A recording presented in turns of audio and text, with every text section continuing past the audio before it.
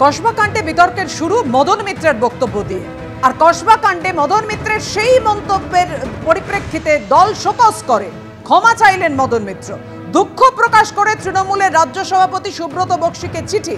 আমার মন্তব্যে দলের ভাবমূর্তি ক্ষতিগ্রস্ত হওয়ায় লজ্জিত, ক্ষমা প্রার্থী। মমতা বন্দ্যোপাধ্যায় ও দলের প্রতি আমার আস্থা অটুট। দল পদক্ষেপ করলেও আমি দল ছাড়বো না। দলের শোকজে ক্ষমা চেয়ে চিঠি কামারহাটের তৃণমূল বিধায়কের। একা না গেলে এই ঘটনা ঘটতো না, কসবা কাণ্ডে মন্তব্য করেন মদন মিত্র।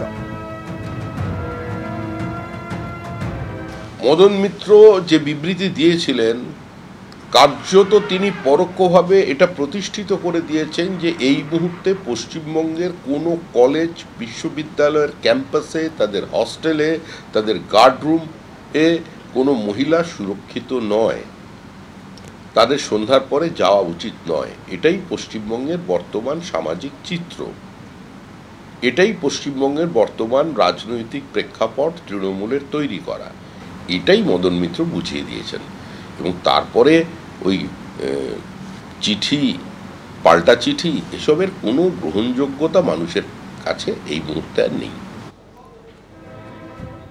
এই কসবা কাণ্ডের পর একের পর এক মন্তব্য করেছিলেন তৃণমূল বিধায়ক মদন মিত্র। প্রথমে তিনি বলেন ওই ছাত্রী যদি ওখানে না যেতেন তাহলে এই ঘটনা ঘটতো না, এবং তারপরে ওই নিয়ে মন্তব্য করেন তিনি।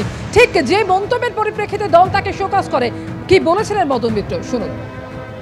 আপনি গেলেন যখন, আপনার চারটি বন্ধু নিয়ে গেলেন না কেন?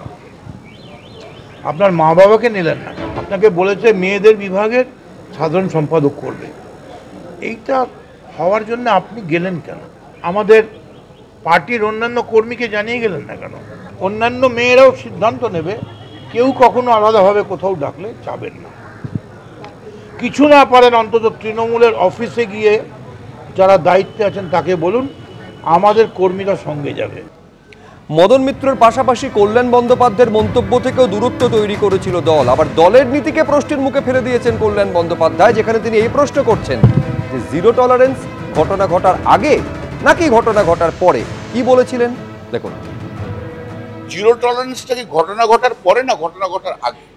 আমাকে কন্ডেম করুক, আমাকে ডিসোসিয়েট করুক, আমার কোনো আপত্তি নেই, কিন্তু ওই কন্ডেম আগে ওদের করলেন না কেন?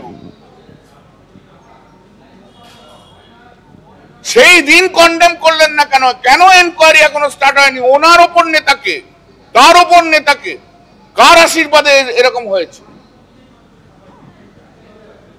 একদিনে তো হয় না এরা তৈরি, নিশ্চয়ই বছরের পর বছর ধরে তারপর তো তৈরি হয়েছে।